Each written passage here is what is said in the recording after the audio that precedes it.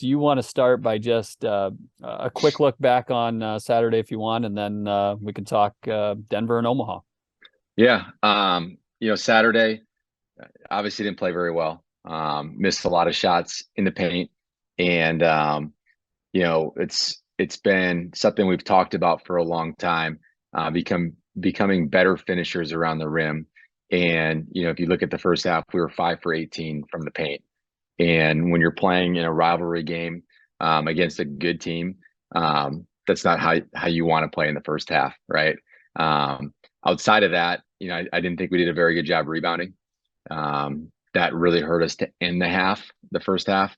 And Dentlinger played unbelievable. We knew Mayo was going to be good. He's one of the best players in the league. And one thing we talked about was just not letting anybody else get 20 or go off on us. And he obviously played really well and carried them in the first half. I think he had 14 in the first half. And we got to get better on the glass, and we got to get better on defense. And have you looked ahead at all to Denver on Thursday? For sure. Denver is a top 10 team in the country in field goal percentage from 2 point. They're shooting 50% from the floor, and they're a top 10 team in the country in getting fouled and getting to the free throw line. So when you talk about getting better on defense, it's got to happen quickly against those guys. A little bit different. The two opponents we have coming up are not probably known to shoot the three as well as some teams in our league. They're probably longer, a little bit more athletic teams that are going to drive us. Denver has 5 players that are averaging double figures, which is another issue that we're looking at defensively. They have 6 players that average between 9 and 16 points a game. So they're very balanced. There's different guys on their team that could be their leading scorer on any given night. So we talked about this after the game, is just getting back to, we call them absolutes, which are things that we do every day and things that we should do the same on defense all the time. And we just weren't very disciplined with our absolutes on Saturday. So we got to get back to that. They're a good team, maybe a little bit better than their record. And, we know we have 2 tough teams coming into our place this week. Eric, go ahead. Hi, Coach. It's good to see you. Hope Great to you're see you. doing well. Yep. So just with the full week for you, just how are you doing? Doing great. Yeah, I feel good. I was at practice 2 weeks ago, ran practice last week. I feel good. It's one thing to be out for a little bit, but when you're back, it almost rejuvenates you. And I tell our guys this, like, I needed them way more than they needed me at the time. They were playing well. They didn't really need me, but I needed them to help me get back. So it's been good. It's been good to be at practice. I coached basketball for 20 years, 18 at the college level. And when you don't have that, it's difficult, right? So great to be around our guys. Last week's practice was obviously different. I've been in a situation where I've had to coach during COVID, and I know as an assistant coach, when you're in that spot, it's different. You're not the head coach, even though you are. So they've had a tough go. And last week's practice was maybe a little bit different because my style's different than other people on our staff. So there was quite a bit of a change last week, and I don't know if that affected us at all, but I'm happy to be back. And I talked with our team about, I feel like it's on me where, yeah, did we get better this last month? Yeah, in some ways we got better. Are we to the point where I expected us to be with me being out? No, not quite, right? So we got some catching up to do in that area where we need to get better fast because, I mean, shoot, we got another month at this thing or a little bit more. And you're looking at your schedule and it's just like, man, this thing's going to fly by because we don't have a ton of games left. So we got to get better in a hurry. And then just after last Saturday's game, it has been good to just get in the groove of really coaching the team up and just getting back to maybe some of the things you say is absolute Gata, those sort of things. Yeah, it's funny. No matter how much time you're away, when you start coaching again, it's like you've always done it. It's kind of like riding a bike, right? So you get back in practice and you're so locked into practice, you really don't think about it till after practice, right? And so that's been pretty normal for me. I think a lot of it's just breaking things down. Like, we did a bunch of rebounding drills yesterday. We did a lot of guarding the ball drills yesterday. We did, just finishing, like different types of finishing and giving our guys options to finish on a pad, on a big football pad that you hold with two hands, and they have like the big number 88 in front, and we're padding our guys because we got to get better at it. So just breaking things down. Sometimes you play so many games, like in the non-conference. Man, I think we were supposed to play 15 games in, like, I don't know, 40 days, right? And sometimes when you do that, and it's a shortened calendar year, and next year it'll be different to squeeze those games in. But you lose track of maybe working on yourself, where you're always trying to prepare for the next opponent. So it was good last week. We had a couple of days where we could work on ourselves to try to get better. Same thing with yesterday. We did a couple things for Omaha and Denver, but a lot of it was just working on ourselves. So, and that goes back to our absolute things that we need to be really good at to get to where we want to go. And then just defensively, made with two teams that do shoot 2-pointers more than 3-pointers. Just how important is Tassos and Damani's inside presence defensively going to be this weekend? Yeah, it's always important. The one thing I always say is we are undersized, right? So we try to find ways to double the post, and I thought we were semi-effective against South Dakota State until they kicked it out, and we were just flying at them, and they were just driving right past us. So we got to be more disciplined. We have to understand personnel significantly better. But yeah, the hard part is once you take Damani out and we put Max in, or Paul plays the 4, or whoever, we're significantly smaller, right? So I think we just have to be a little bit tougher. We have to be a lot more disciplined, and that's obviously something we're working on this week. So yeah, they're really important. But I do know, you look at Denver's roster, and they got some big dudes that can score in the post, and that'll be a huge key for us, is taking that away and obviously packing the paint. And then just during the time you were gone, how impressed were you with the way Cruz emerged offensively through the start of conference play? Yeah, I've always believed in Cruz. He was one of our best players in the fall. Obviously, he wasn't with us during the summer, but he had a rough stretch to start the year, right? And people are sending me numbers. There's direct messaging me on Twitter. Why would you play Cruz? You play Cruz because you believe in him, and at some point, he's going to snap out of it.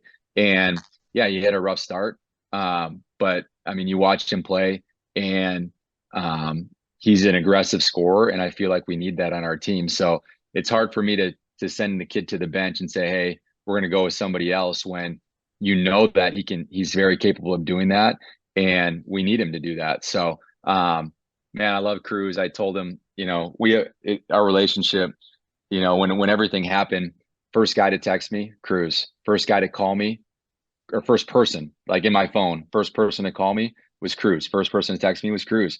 And like, that's special, right? That's really, really special. So I believe in him. I love that kid. And, we need him to be that sort of player to have a chance in this league. And then it looked like AJ got into a bit of foul trouble against State there.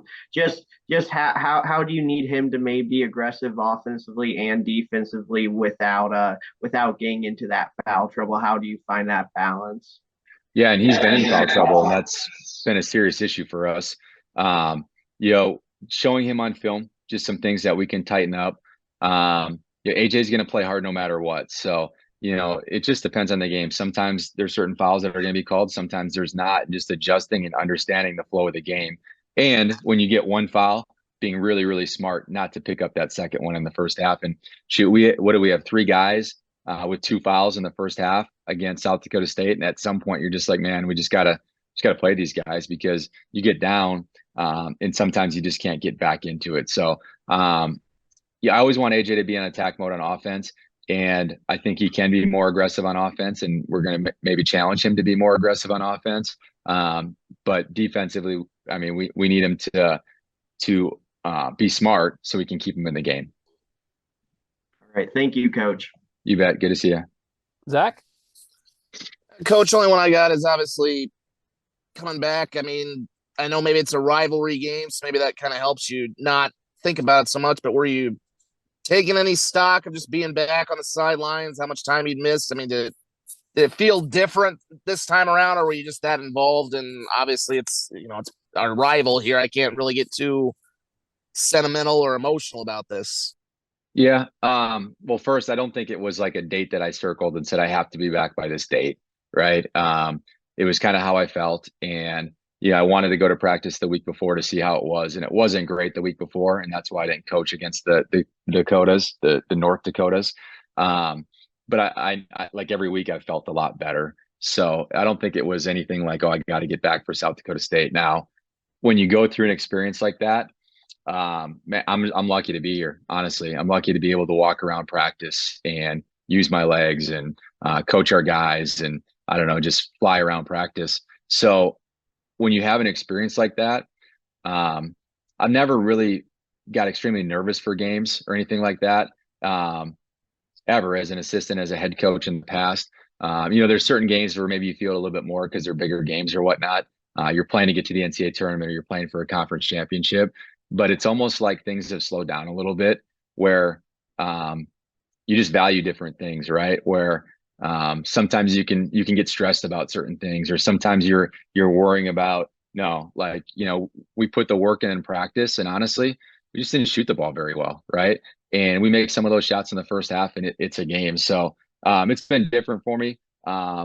Overall in my life, I've been less stressed. I've focused on a lot of things that really matter versus things that don't matter. And you got a lot of time to think about that when you're either in the hospital or you're sitting at home and you can't do what you love. So I don't think it was any different for me, like as far as just in-game coaching. Once you start coaching in the game, it's like riding a bike, right? You've done it before. You don't think about any of that stuff, but life has definitely slowed down a little bit for me, and you value certain things differently. Yeah, absolutely. So good morning. Yeah, we're just really obviously we talked yesterday about the game from Saturday, and we watched some film together. And I think there's always one of two ways you can go after a game like that. Certainly wasn't the result that you're expecting or that we were anticipating going into that game. And I think we can still learn a lot from it. I think it always takes two teams for a game to end up the way that it did. So certainly I think twofold. One, I think that we certainly are the youngest team out there and probably the youngest team in the conference. And I think a lot of times on Saturday looked like it. And 5 out of the 9 players that never played in that rivalry game before. We played 3 freshmen. We only had 9 bodies available. They played more bodies than we even had. So I think it's just a really, eye-opening and good learning experience for so many of them. I do feel like there was a lot more that was in our control that we just didn't handle very well. I think there were a lot of effort plays. I think there were a lot of miscues that we really haven't dealt with here in the last couple of weeks. I felt like we really grew from that a few weeks ago, and then you saw some of those things come back out. So I think it was a combination of big moment and atmosphere and whatever everybody else makes of the game. We treated it the same way, but I know that it gets different, I think once you're in the moment. So we have to learn from the effort type mistakes. On the other end, I did feel like they're a really veteran team, and they shot the ball better than they have all season. It was kind of a perfect storm, the way that game ended up. And so you take that into account. You remind them, a lot of good things were happening prior to this week, and we have to get back to that. We have to get back to being who we are and sticking to what we do because it works, and just boost their confidence right back up. And the most important thing that we can do right now is respond and turn around and go on the road here and stick together and try to come away with a couple wins. Oh, you're on mute, Brian. Yep. That takes us to Denver then on Thursday. Yeah. So I think we have 2 challenges on our hands. The teams actually played yesterday in Denver. So they had their makeup game yesterday. I think we're actually stat-wise pretty similar with these teams in a lot of ways. I think Denver and us both shoot the 3 pretty well and rely on that pretty well. So there may be a lot of 3-point attempts going up here on Thursday night. But, I think that this is just a team that is pretty guard heavy. Actually, both of the teams, I think, are pretty guard heavy as far as their scoring and their shooters. And they're not really a team that turns opponents over. They really just kind of are in that set defense. Both of them, we're going to see both man and zone a little bit more probably than we have lately. But I think that, there's just a couple of really good guards that they have that we've got to, get a hand up, challenge every shot. And certainly we've got to do a better job of that than we did on Saturday. It's really anticipate and get out and contest shooters. They also have Denver has a shot blocker in the middle that's leading the league. And so I think anything that they allow back into the paint, you've got to be aware of playing against a shot blocker and being really smart around the rim. And certainly want to have that balance of outside threats and also scoring in the paint. So I think it's something we can take advantage of. We just have to be smart about it. And then there's Omaha, who has a couple of really good guards as well. But I really think that their post players are really the one that's garnering a lot of attention right now. And she's missed one field goal in 2 games. So 23 of 24, I think is what it is in the last 2 games, or 22 of 23. And so she first in the league in her field goal percentage. So, and for good reason. I think she's really improved. I think she's got good hands, and they really have developed a good way of getting her the ball inside. And so that's going to be a combination of how well we guard the ball screen, and then how well we can play post defense, and especially without fouling. I think that was a key to the game on Saturday that we've got to clean up, that we've got to adjust maybe the way that it's being called and be smarter about it that way. But I think we've got 2 challenges on our hands. I don't think that there's any team in this league that's easy to play, especially on their home floor when we're the ones that have to travel. There's got to be a lot more unity about us. And when tough times happen, we've got to stick together. So I think it's a good opportunity to figure out more about ourselves and how well we respond this week. 23 of 24, man. You probably had one of those stretches in college, though, Coach. Oh, I don't times, think so. right? No, I don't not know you. about that. Volume shooter. That's pretty dang good. Yeah, that's pretty what's good. going in. Now a lot of them are layups for her because of her size and strength, but that's still pretty good. I mean, they're not all layups. Good. A couple were jumpers, and she's just hot right now. Oh man. Eric, questions? All right. Hi, Coach. Thanks for taking the time this morning. Just with both these teams having maybe more of an inside presence, how just invaluable is the experienced players like Carly and Walker have gone these past few weeks in preparation for these 2 games?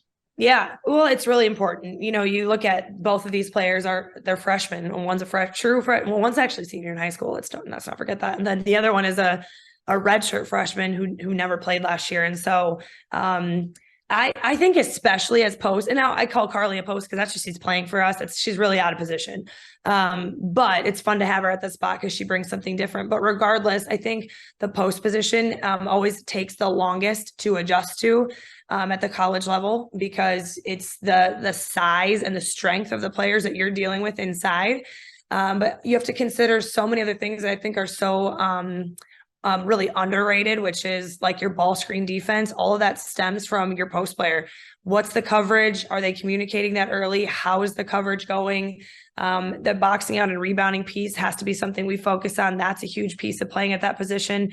And you've got to do all of it without fouling. And that's been a challenge for Walker, especially. She's so strong, and she's just really trying to get the feel of how much aggression to have. And then when there's a call made, really trying to balance and adjust to how it's being called. It's just been a little bit hard for her. And but she's had some good games, and so has Carly. Inconsistent right now. And so we've got to find a way to get both of them to play really smart. And I think we've started to guard the post differently here in the last, second half of this season so far, and in front, and be really more active and aggressive and force people to make really good passes. And I think that's really boded well for us. We're pretty much smaller than almost everybody we play. And so we've got to just be really feisty. It's important. We definitely have been focusing on post defense. We're going to need great post defense really from everybody here this next weekend. And then just with Jania's status, is it game by game, day by day at this point? It is right now. I think we should be getting some more answers this week, but I don't have those yet, but we should be getting more this week. And then just with Grace's foul trouble on Saturday, just do you feel like maybe the margin of victory, if someone's just looking at the score, it's like these two teams or just the league in general isn't that far apart? Just kind of what do you think on that point? Yeah, I think if you didn't watch the game or know the factors behind it, I think it's misleading. It's kind of what we talked about with our team too. It really was perfect storms circumstances, and so that was one of them. We couldn't keep our best ball handler and our best scorer on the floor for the majority of the game, and so having 23 turnovers is unlike us. But we didn't have that person to really go to handle all that, and you put a lot more pressure on other people who are not comfortable with that. On a team really who going into the summer, like we didn't really have that reliable point guard spot even figured out yet. And so to take that person off the floor, I think put just a lot more pressure on everybody else. So we've got to, find a way to keep her on the floor and for her to even, continue to just be smarter about fouls and the contact and again, how it's being called. So it's what we talked about with our team yesterday too. I think there were a lot of factors that went into it. And if you didn't watch it or know that, I think it's really misleading. I think we're really competitive and we have been competitive in every other game that we've played, and we've won 4 of the games. So I think we've got to get back to having that mindset that we do a lot of really good things. And then just with watching the film, how much stock did you put it in, and maybe did you put in a bit more just because of how young the team is? Oh, from the last game? You've got to figure out what your team needs, right? And I think the most important thing that we needed to watch was more of the things that we could control, which was more of the effort plays. That's where I feel like our coaching staff was disappointed by those. And I know that our team was too. And especially after watching it, you're reminded of how much more we had in our control and that we didn't handle very well. And it's hard to watch, honestly, but I think coaches can go one of 2 ways. You can throw it away and totally move on. We chose to go the other way, which is watch it again. And it's hard to watch. I think you got to pick and choose the moments that you show them. And there's a lot out of your control. That's a really veteran team with 3 1,000-point scores. I could go on and on. I think that this is the year they've been building for too, similar to our program last year. So I don't really expect them to come out and to drop games. They're that experienced and that talented and that deep. However, there is always more in our control. And I think those are the moments we were disappointed by, and we've got to get back to playing that gritty type of basketball and control what we can control. And just talking about that great type of basketball, how have you liked your team's activity and movement on defense these past few games? Well, I do feel like we are improving and heading in the right direction. I think that's like we talked about, not just with the post players and the ball screen defense coverage, but just for all of our players, all 9 of them that we have, and 3 of them being freshmen and 3 of them being sophomores. It's the defensive concepts that a lot of them either haven't done or now they have done them, but now it's a whole new level, and it's the speed and the skill of different players. Everybody on the floor has the capability to score now at this level. And how are you communicating? How are you understanding how we're covering different things? I think we've improved tremendously since the beginning of the year as far as that goes. Whether the numbers show that or not, I have the privilege of seeing this team every single day in practice. And so when we see moments of it, and I even think if you go back to the North Dakota State weekend, we defended, and that's the reason that we won those games. It's the reason I think we're going to stay in or win the rest of the games that we do. So we're really trying to put more emphasis on that end of the floor because we know how important it is. Thank you. Thank you. Zach, are you in a spot? Yeah, I'm good.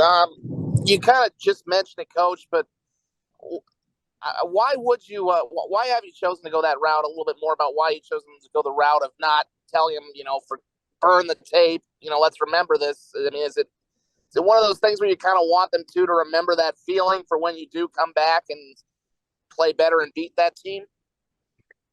Yeah, I think that's definitely part of it too. We know we have another chance to play them, and it's going to be at home. And I know that that's going to be one that our kids are fired up for.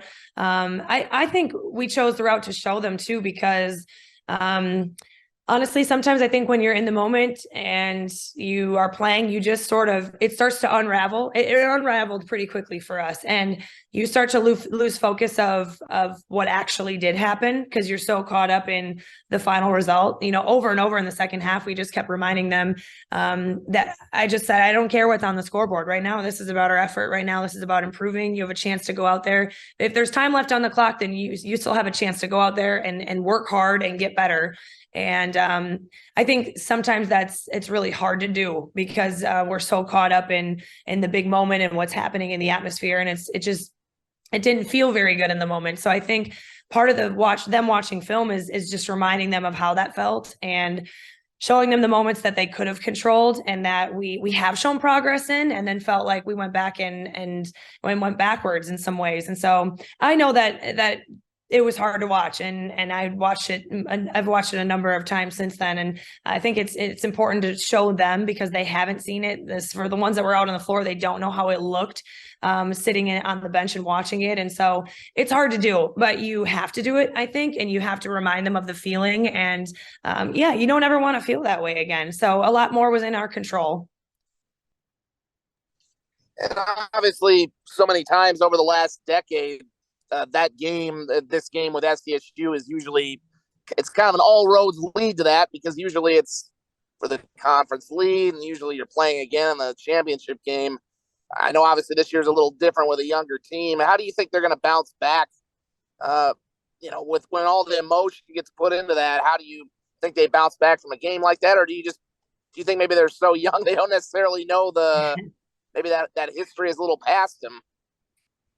Well, I felt like we already bounced back pretty well because we had a really good day at practice yesterday. I think we got back to being really competitive and understanding what makes us great. And there's things that we need to work on. So focusing on those things too. But I actually was really pleased. We've had a couple of really good Monday practices, which is hard to come by sometimes this late in the season. And you're coming off of that off day. And no matter what happened the weekend before, the last 2 Saturdays, we haven't come away with wins, and we've had really good practices on Monday. And I think that says a lot about our players. I think we can lead them in the right direction we can either sit here and dwell on it and we can keep talking about it, or our coaching staff can say, we're going to learn from it.